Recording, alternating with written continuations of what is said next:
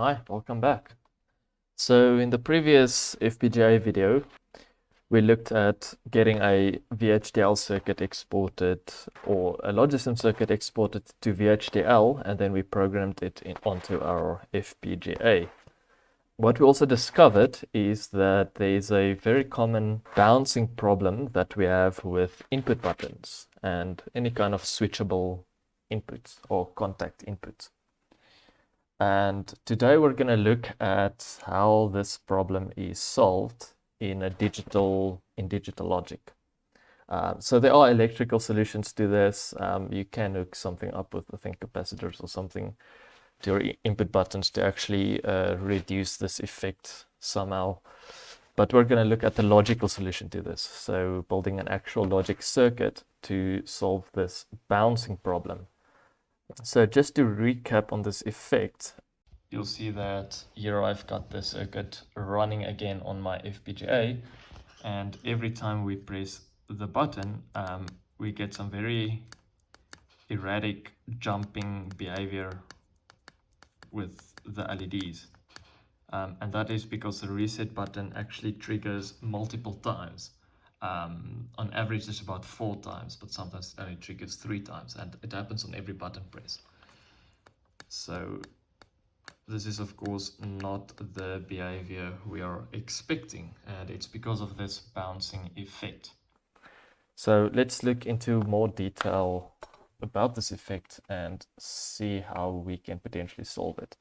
So here's a nice little diagram basically describing the problem. So whenever we have a rising or falling edge from our input, we also have those bounce states where it jumps high and low in a sort of intermittent way before it actually reaches a stable state. And this is exactly what we want to solve. So I found this nice little circuit on DigiKey, on the DigiKey forums, which describes a neat little solution to the problem. In this article, they also describe here that somewhere they mention that it takes about 10 milliseconds. Yeah, so it takes, they say most switches reach the stable logic level within 10 milliseconds of actuation. So that means we need to basically wait 10 milliseconds for the logic level of the inputs to stabilize before we actually take the state. So anything within 10 milliseconds, any state within 10 milliseconds needs to be taken with a grain of salt because it might still be intermittent before 10 milliseconds, or at least according to this article. And so waiting 10 milliseconds for a logic level to change isn't really a big deal. It's still more than what you'd get with a typical microcontroller or something. It's still even faster because with microcontroller you also have processing delay and things like that. All right, so let's look at the circuit which claims to solve this problem, and then we're going to look at implementing this in VHDL. So let's take a look at this. So we have our input button here, then we have a clock signal, and then we have these two flip-flops right here, flip-flop 1 and flip-flop 2. So on each clock cycle, we basically change the state of the flip-flops to the state of the button, or at least for the first flip-flop, and then the second flip-flop state gets changed to the state of the first flip-flop. Then we XOR the results into to the clear of a counter, and on every clock cycle we basically count up the counter. This is to do the 10 millisecond delay, and then once we reach the 10 milliseconds, we basically and we haven't cleared yet. So if the state of the button hasn't changed for 10 milliseconds, then we clock it into the third flip-flop, which is the resulting output. So the idea goes as follows. We basically use the flip-flop 1 and flip-flop 2 to determine whether or not the state of the button is actually changing. This will tell us whether or not the button is currently changing state or not. So if there's a difference in the values between flip-flop 1 and flip-flop 2, then we know the state of the button has changed, and therefore we need to clear the counter and restart the count up to 10 milliseconds. But once both flip-flops have reached a stable value for 10 milliseconds, then we clock the output of the second flip-flop into the third flip-flop, which is the output result. So this will ensure that whenever the state of the button input has been stable for 10 milliseconds, then only the state will be saved to the result. And that is exactly what we want. So we only take the state of the input button into the rest of the logic circuits once we know that the state has been stable for at least 10 milliseconds. So let's see how we can implement this in VHDL. So things to note is we have two flip-flops. We exclusive OR them. The reason why we exclusive OR is because exclusive OR will output a 1 when there's a difference between the state of the two flip-flops. And whenever that happens, we clear the counter. So that's why it's connected to the clear pin of this counter. And we also have a clock signal input, so we actually need to make use of the crystal oscillator that is on the FPGA chip. That should be all we need. So let's jump right into the FPGA software again. So I'm back into the ISE project navigator of the ISE design suite that comes with the Xilinx or Xilinx board that I have. So I've opened up our LEDs project again. This is the circuit that we have exported from Logisim in the previous video.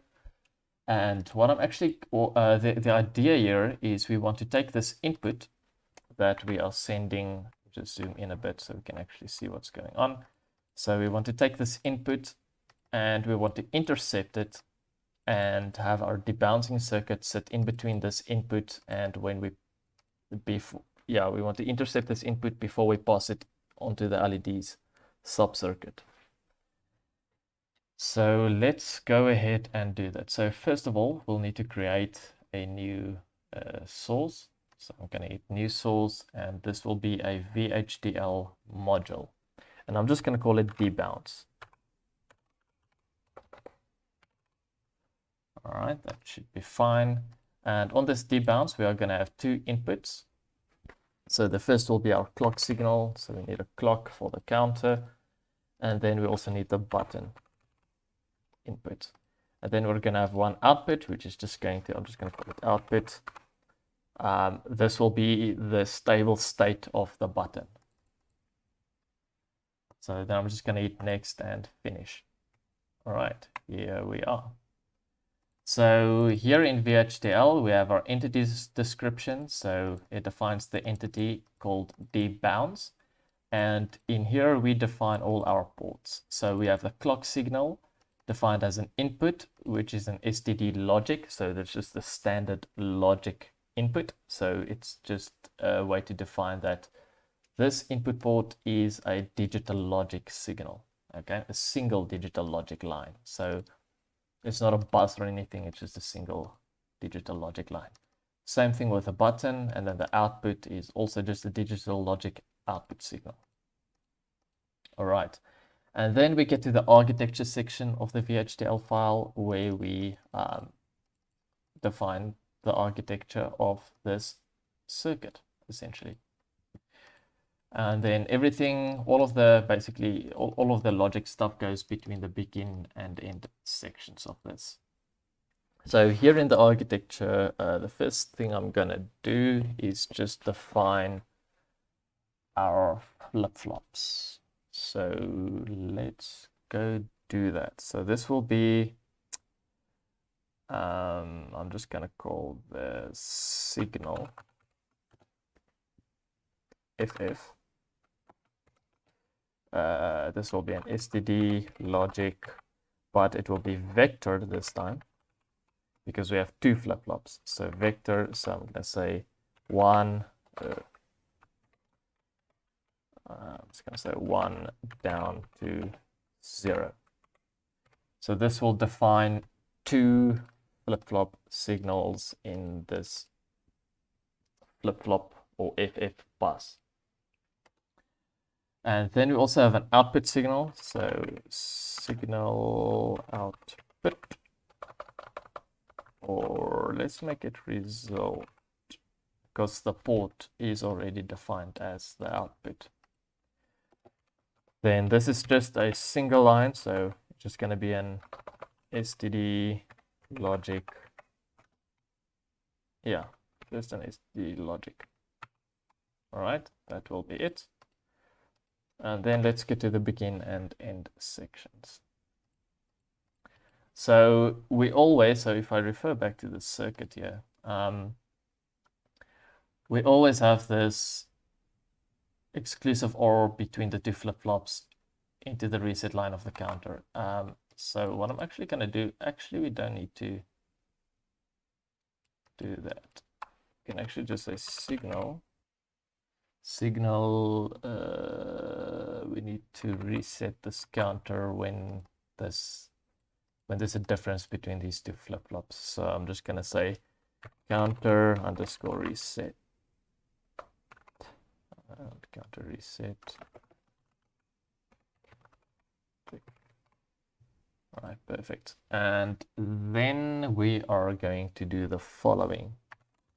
We're going to set the counter reset equal to the exclusive OR between the two flip-flops that we have defined. So we're just going to XOR these guys. Perfect. And that will ensure the counter reset signal, which is defined here, is going to be connected to an exclusive OR gate, which is connected to the outputs of these two flip-flops right there. All right, and then we are actually going to have to define a process on this clock signal. So we want to do things when this on the rising edge of this clock signal, and this is for the counter. So our clock signal here goes into is okay. It's first of all going to clock these flip-flops, but it's also going to clock this counter. So we need to define what happens when this clock signal goes high. All right, so we need to define what should happen on the rising edge of this clock signal, and that should be the state change of these flip-flops, all three of them, as well as the incrementation of the counter. So let's go do that. So I'm just going to create a process here, clock signal there, and then I'm going to say begin and end process. All right, and then I'm going to put an if statement in here because we want to trigger on the rising edge of the clock signal. So what I'm going to do is I'm going to say if clock event and clock is equal to 1, then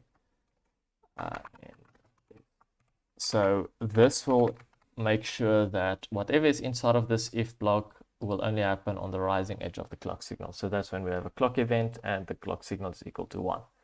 That basically is how we describe the rising edge of the clock signal. If you want to describe the falling edge, that will be when the clock is 0, but we are interested in the rising edge. All right, so when that happens, whenever we have a clock event, the first thing that we want to do here is clock the button into the first flip-flop and clock the second flip-flop from the output of the first flip-flop. So let's go ahead and do that. So we say FF0 becomes the button. Okay, and then FF1 becomes FF0 and 0. All right, and then we also increment the counter, but the incrementation of the counter is conditional because we have the enable pin of the counter hooked up to the carry output. So that's rather interesting. Let's see if there isn't a better diagram actually.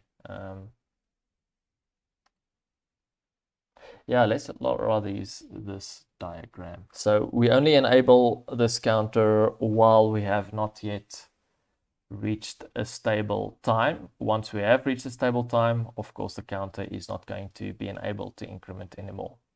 So we're actually going to need a condition for that. So let's first of all declare, or let's first just define this counter actually. So this is a variable. Let's make it count integer. Oh, and now we need to define a range, the range of this integer.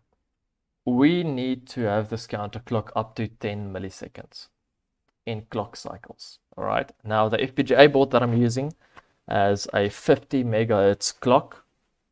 So we know that that is 50 million clocks per second. And we want 10 milliseconds of that. So 10 milliseconds of a second is basically a second divided by 100, and we know that 50 million clock cycles is equal to 1 second, so we need to divide 50 million by 100. So we can just say integer range 50 million divided by 100. Perfect. Range 0 to 50 million divided by 100. All right, so that is basically going to define the counter. Then we want to make sure that if we're not doing a counter reset, right? So if we're not resetting the counter, because we have to kind of simulate what this counter IC is actually doing. So obviously when we clear the counter, it's not going to clock up. So whenever we have, or let's do it this way rather. Whenever we have a counter reset,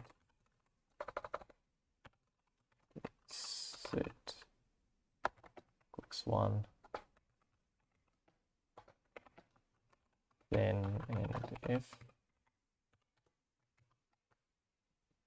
Whenever the counter reset goes high, we want to reset the count to 0. So then we're going to say count goes back to 0. So we reset the counter whenever the counter reset pin goes high. But then we're also going to have an else statement in here. If that's much better. Else, if the count has not yet reached this value, our stable time. So this is the 10 milliseconds. If we have not yet reached 10 milliseconds, then we need to count up. Right? So that's because of this right here. The enable bit is connected to the stable time. So if we have not yet reached the stable time, then we enable that. So you can see it's a negated input, and this is when the stable time is equal to our stable time. This goes high, this line over here, and then it goes through this not gated enable of the counter. So we know that when we have not yet reached our stable time, we should enable the counter, but it should be disabled when we have actually reached our stable time. Then we don't want to continue incrementing the counter. All right. So that's why we have it in the else. All right. And if we're not resetting the counter, so if there's not a state change of the input and we are not less than our stable time, so if we are not resetting the counter and we have reached the stable time, then of course we should clock the result to the output. All right, so it's actually not necessary to have this result here because we can just set this output directly. So I'm going to remove this signal right there. So else we're going to set the output to look like 1. That should be the debouncing circuit. So now we can actually go ahead and hook this thing up to our main circuit. But before we do that, we need to remember that we now also have a clock signal that we need to take into consideration. So what I'm going to do is I'm going to go to Files, and I'm going to go to the main entity file. And I'm also going to add the clock signal as an input in here. So I'm going to say clock in std logic. So now we have our clock signal in the main component. So now we can actually go to the main component and add our debouncing subcircuit in here between the input and when we pass it to the LEDs subcircuit. So let me actually get the definition of this debouncing circuit. So I'm just going to go to View, VHDL Instantiation Template. There we go. So I'm going to copy this component definition or declaration, or whatever, right there. And then I'm going to go to the main circuit, and I'm just going to paste it in here after where we defined the LEDs subcircuit. Right, I'm just going to make it look pretty. Let's do that. Right.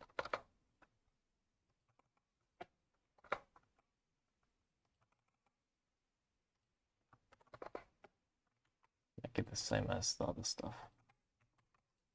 There we go. Then I'm also gonna,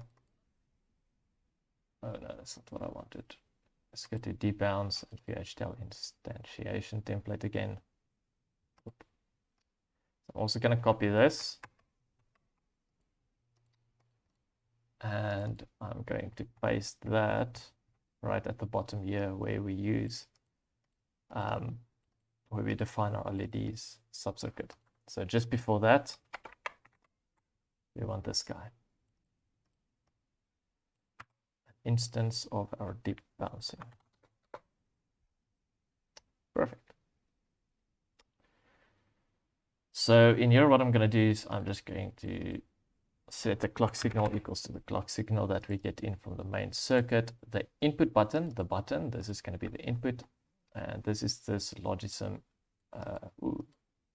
Oh, here it is. Logism input bubbles. Okay, so I'm going to copy that.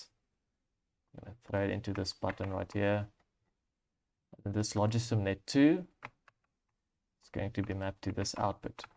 And then we can actually remove this line right here.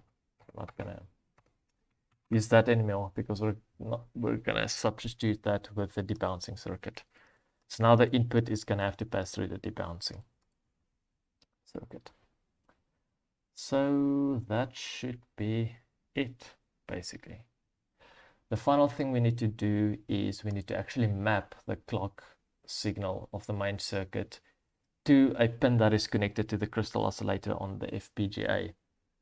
So for that, I'm just going to go to Planner, to the IO pin planner, and hit yes.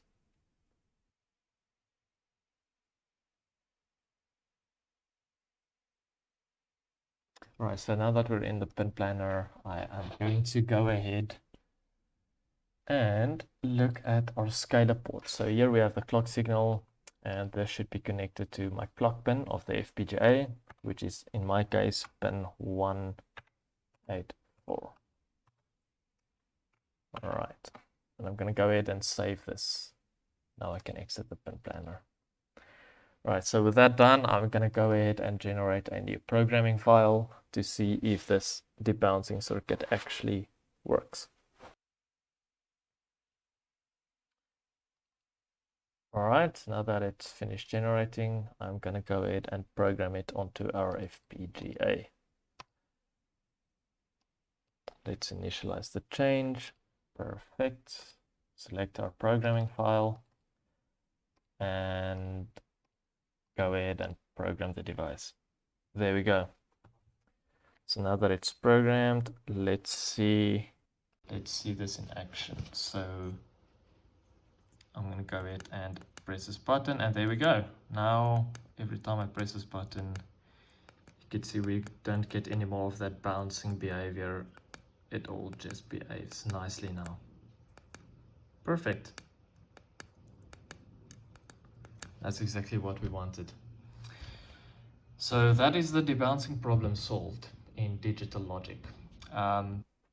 Before I end this, let's just quickly look at what actually got generated in the Rtl schematic. So here we still have our main component. If I open this up, you can see we now have our input button and our clock here. And then it first goes through this debouncing circuit that we defined in VHDL, and before it goes to the LED subcircuit. And if we open up this debouncing circuit, inside of it, you'll see we have some XOR stuff happening there. Some OR gates, a flip-flop right there. Here is our counter, or there's the counter. Here's some kind of comparator. So this is probably for the 5 million hertz divided by 100 that we've set up right there. So that is the, yeah, there you can see the constant value that it has right there. So that is our 10 milliseconds right there. And then, yeah, that's it. And here is our output flip-flop. Perfect. So this is actually what the circuit looks like, which we created in VHDL. So that's quite neat. And that is debouncing. That is debouncing. So I'll leave it at this for this video. Next up, we'll do some more FPGA projects and things like that. I have some cool CPU projects as well as an NES planned and everything for the FPGA. We will actually implement the 6502 CPU and the PPU of an NES onto the FPGA. There's a whole bunch of cool things planned for this device. So stay tuned for that. It's going to be quite nice. Also like this video if you liked it, and leave a comment with your feedback if you'd like to see more of this kind of stuff. Anyways, I'll leave it at that for this video, and I'll see you all in the next one.